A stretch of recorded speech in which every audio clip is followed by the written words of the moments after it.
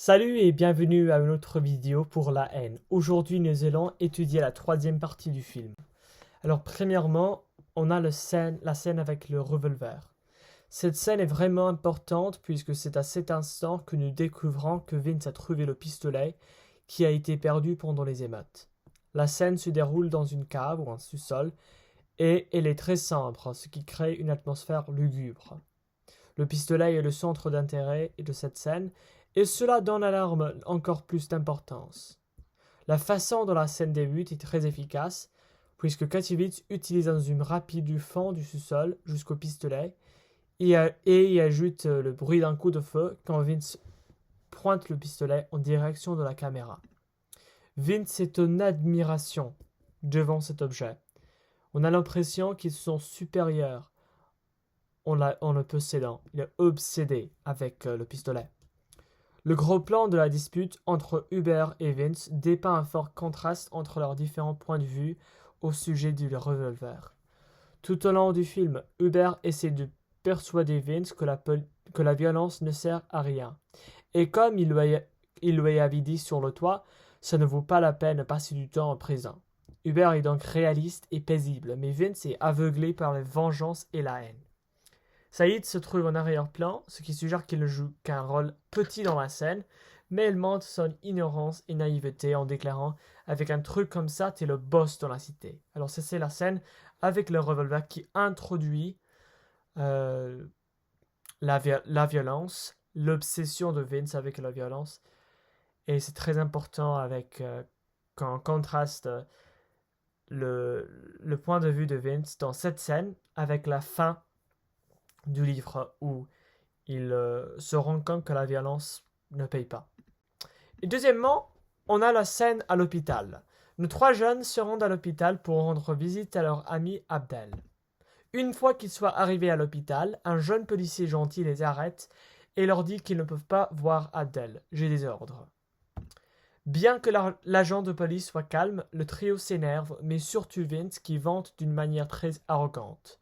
On sait qu'elle a caché le pistolet sous son manteau et on voit sa frustration et sa colère. Comme toujours, non? Encore une fois, les médias sont là et on profite pour prendre des photos de ce qui se passe, ce qui renforce encore davantage la notion de séparation entre les médias et les banlieusards. Saïd, le chef, qui est un peu d'humour, est arrêté par la police alors que Hubert et Vince sont aidés par Samir, un policier arabe.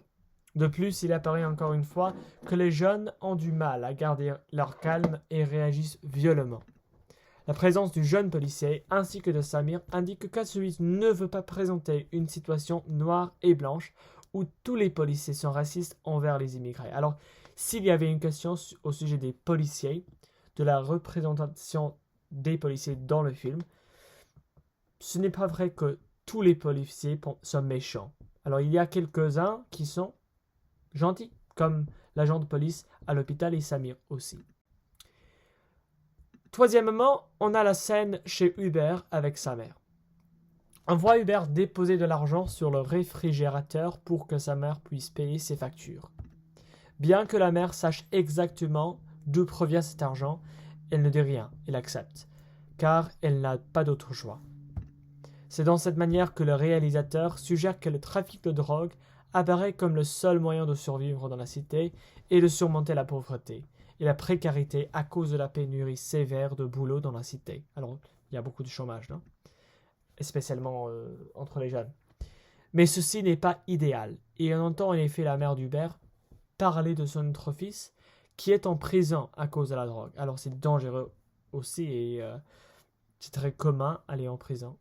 C'est aussi dans cette scène qu'Hubert exprime son désir de quitter la cité, répétant « J'en ai marre de la cité, il faut que je parte d'ici ». Il comprend qu'il faut qu'il s'en aille avant qu'il ne soit trop tard, et il a donc des ambitions. Sa mère est très cynique, en lui répondant avec « Rapporte-moi une salade ». Mais nous compatissons avec Hubert parce qu'il ne veut pas être dans cette situation. Il a des ambitions. Il voudrait un futur meilleur, mais c'est difficile pour lui, n'est-ce pas? Et numéro 4, c'est la scène du DG. Cette scène nous donne un aperçu global de la cité puisque Kassovitz utilise une prise de vue aérienne ceux qui survolent la cité comme un oiseau. On voit les bâtiments dans la cité avec des blocs les uns contre les autres et il y a un manque d'espace. C'est le côté écrasant de la cité qui saute aux yeux. On y voit également des enfants jouer, ce qui intensifie le côté normal et le quotidien de la cité, ainsi que l'inactivité et l'ennui des banlieusards. Alors, à travers cette scène, on voit les désavantages de la vie dans la banlieue et comment c'est insupportable, n'est-ce pas? Le noir et blanc accentue bien la tristesse et le côté négatif de ces lieux. La musique du DG a deux significations. Premièrement, cela renforce le fait que les habitants des cités n'ont aucune vie privée et qu'il est comme une communauté. Alors, c'est la promiscuité, non? Deuxièmement, le choix de chansons n'est pas anodin. On entend un mélange de chansons modernes, Sound of the Police et Nick la Police, et de chansons traditionnelles. Edith Piaf, je ne regrette rien. Alors, c'est un mélange de ces deux éléments. Celui-ci est important étant donné que Kassovitz veut dire que les immigrés et les autochtones peuvent s'entendre et travailler ensemble. Alors, où les banlieusards, les jeunes et les Français, les natifs, peuvent avoir une bonne relation s'ils se parlent, oui, et s'ils s'entendent. La vache que Vince avait aperçue au début du film fait une autre apparition dans cette scène. Elle est peut-être une hallucination qui renforce le côté rêveur de Vince, parce qu'il est dans un autre monde, non? Et finalement, on a la course-poursuite dans la cité.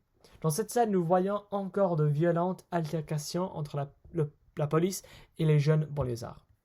Après avoir attrapé un jeune qui venait de tirer un coup de feu à la mémoire d'Adèle, les policiers se font attaquer par les jeunes. Alors, un autre exemple de la violence, un autre exemple de la tension entre la police et les banlieusards. Hubert se distingue des autres. Il essaie d'arrêter ses amis et il essaie aussi de faire partir la police puisqu'il est intelligent et paisible et tente d'éviter que Vince utilise le pistolet parce que c'est que Vince a le pistolet avec lui. Oui. Soudain, un groupe de CRS arrive et la tension monte avec les jeunes qui courent dans la cité pour essayer d'échapper aux policiers. Oui. On les voit courir dans les caves d'un immeuble qui nous apparaissent comme un labyrinthe. Pourtant, les jeunes savent très bien où se diriger car c'est leur territoire, non? Et tout d'un coup, Vince sort son pistolet et le pointe en direction d'un CRS, mais Hubert intervient en poussant Vince et en frappant le policier. Une fois encore, Hubert sauve la situation et empêche tout d'exploser. Alors ça c'est tout pour la troisième partie du film. Merci.